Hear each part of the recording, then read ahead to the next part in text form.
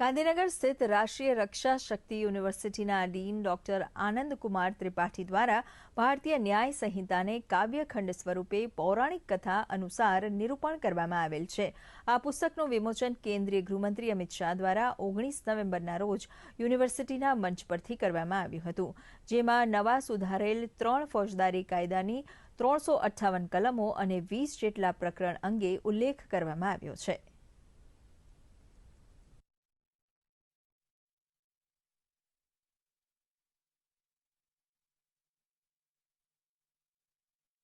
भारतीय न्याय संहिता में कुल मिलाकर के 358 धाराएं हैं, जिसमें दंड और उसके उपचार अर्थात परिभाषाओं के बारे में और क्या दंड दिया जाता है उसके बारे में प्रावधान है.